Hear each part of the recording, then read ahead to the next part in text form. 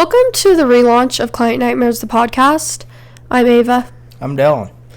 And this is a podcast where we read client nightmares from a stylist point of view or from the client, because the beauty industry has a lot of nightmares, has a lot of good parts, but also has a lot of crazy parts. I'm a hairstylist in Reno, Nevada. And Dylan, what do you do?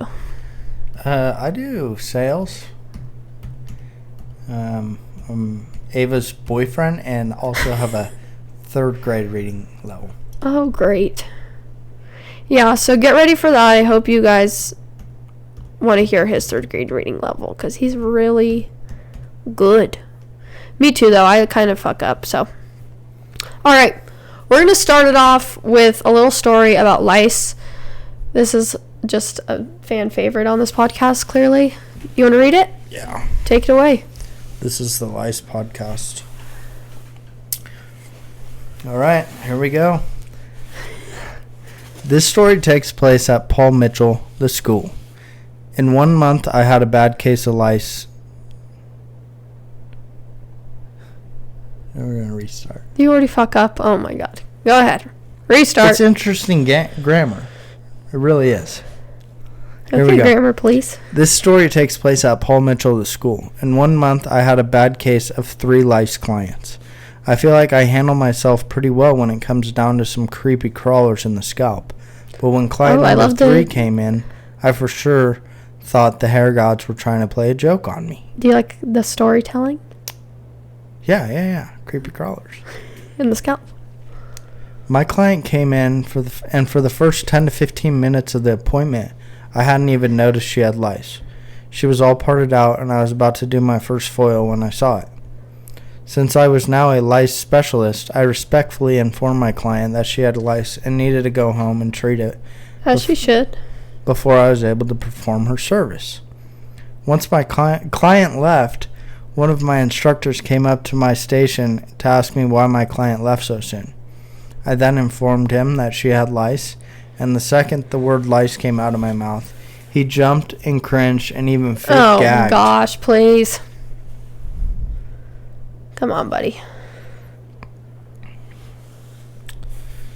Then he proceeded to tell me I needed to bag all of my stuff up and remove myself from school property. I told him about 10 times I did not have lice and did not need to go home, which he finally responded back with, I don't care, you need to leave and not come back for a little while. Damn. Once you get home, you need to strip naked in your garage and take a hot, steamy shower. Moral of the story, love may be scary, but instructors that Lice. Lice may be scary, love too. Oh, gosh, he's scared. Are you scared of my love? No. Moral of the story, lice may be scary, but instructors that are horrible and creepy at their job is the real nightmare. Yeah, I actually know who did this story. It's one of my friends, and I know that instructor, and he is a little creepy and scary. For sure. What's the T on him? I can't say it on here. It'll get us in a case. Like a defamation? Alright, thoughts on this story? I mean, I didn't know lice was so common. Yeah, especially in, like, young kids. You'll definitely see some lice. I'm getting over a cold right now, so if I sound a little crazy, it's because... She is. Yeah, it's because I am. Just kidding. It's just because I'm getting over a cold, so my voice is a little not good. This one's a beauty school nightmare. Here we go. Like most cosmetology schools, my school is very poorly organized. I was in the daytime portion at my school, and one night I stayed for the night class because I was toning another student's hair. At our school, we're a Wella-based school. I was about halfway done with my program at this time and just started to understand color theory and learning Wella's color system. Everything that could have gone bad went bad. Number 1, the nighttime instructors were already 30 minutes late, so there was no instructors. 2, I needed to get started on my classmates' hair, so I went in the back to grab color to make our formula, but typical for our school, we're out of color. So then I was like, I gotta be really smart and start mixing. that's real. I sometimes don't have the color I need, and I have to make like a potion mixed with like 5 different colors. So I get that one, but especially in beauty school when you're just understanding the color theory, that can be really scary. So I thought of every possible formulation I could have done, but of course we're out of every possible formulation. Finally, an instructor showed up and I was asking for help, making sure I was going through every possible formulation I could, and she told me I was right, but we didn't have any of it. The only thing we had was permanent 1/8 and 10/8. I was going for a level, and that's totally opposite on the color wheel if you aren't a hairstylist. I was going for a level 7, 7.5 on the ashier side. My instructor gave me these 2 colors and told me to mix half and half, and I questioned her and was like, so I'm pretty sure this is going to come out black. She was like, no, it's fine, mix it. And at this point, I've been looking for different formulations for 2 hours, so I was just like, fuck it, and if at this point her hair gets messed up, it's not on me. And sure enough, I shit you not, her hair came out black and blue toned highlights because of the blue background. I felt so bad, but thank God the next day we went to school and the instructor helped me and we just did a bleach bath and it came out okay. I mean, client's already sitting there for 2 hours and then you just screw her? Well, yeah, if you don't have the right stuff, you're screwed. Like, there's really nothing you can do. Like, you are screwed. But at what point do you say, hey, I don't have what I need?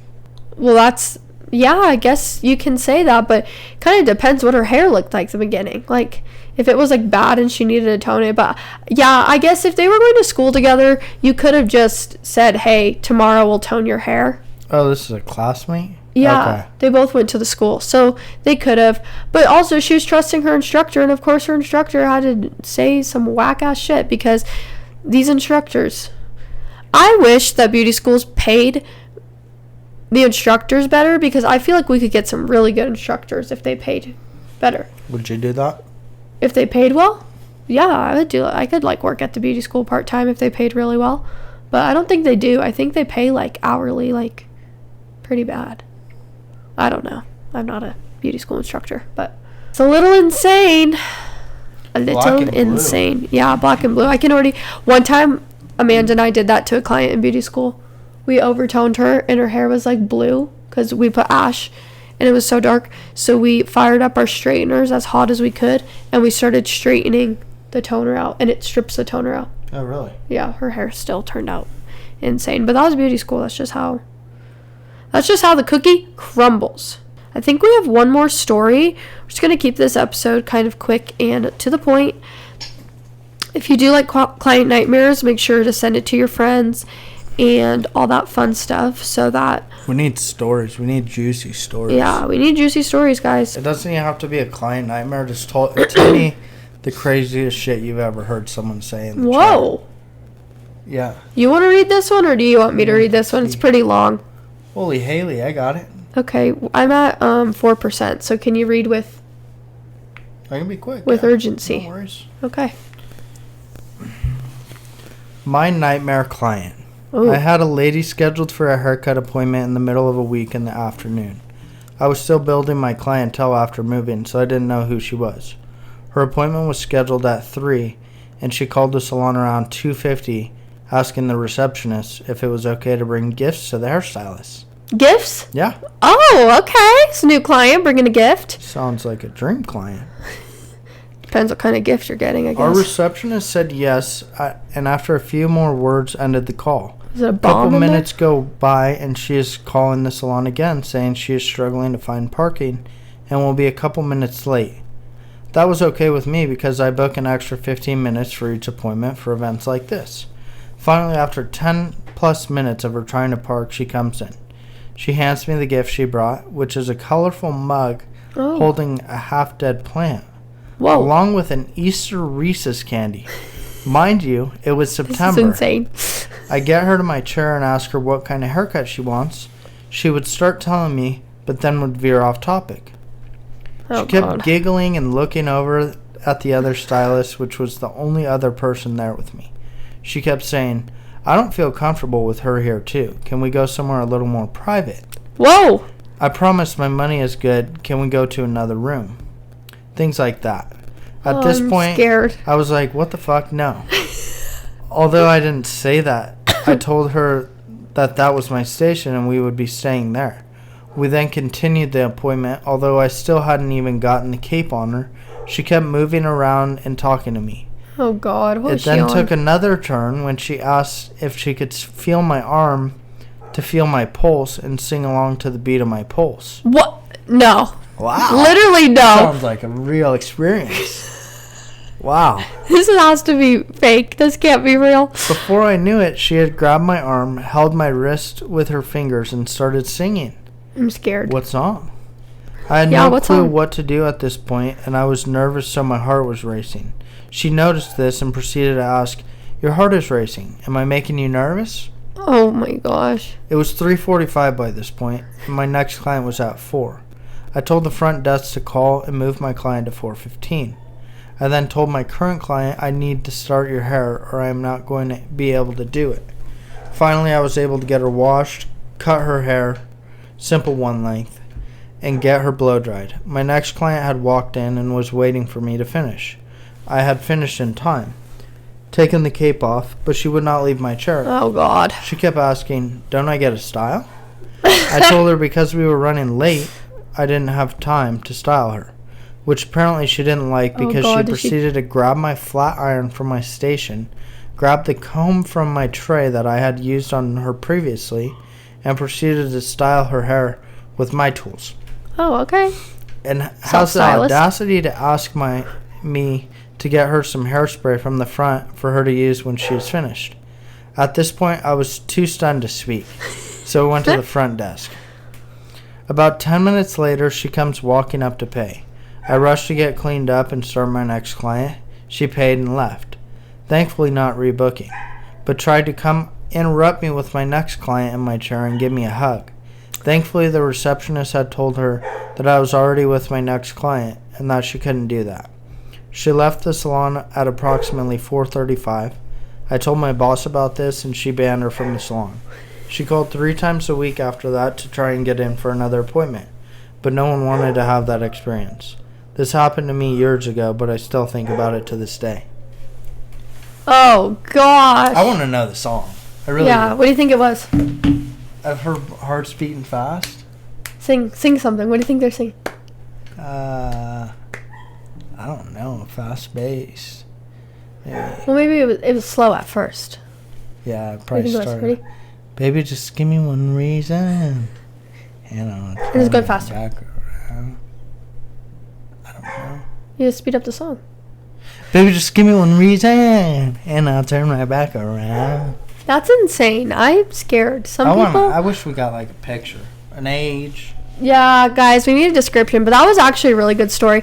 One time I had this client, and she had to be on something, but she ran straight into my room, like fast, like kind of like jogging into my seat, sat down, and she was on something, like, and she told me that I had to face her away from the mirror because she can't look at herself in the mirror. So I did her whole color appointment facing away from the mirror, and then she didn't even look in the mirror after she paid me, and she said she loved it, and she left.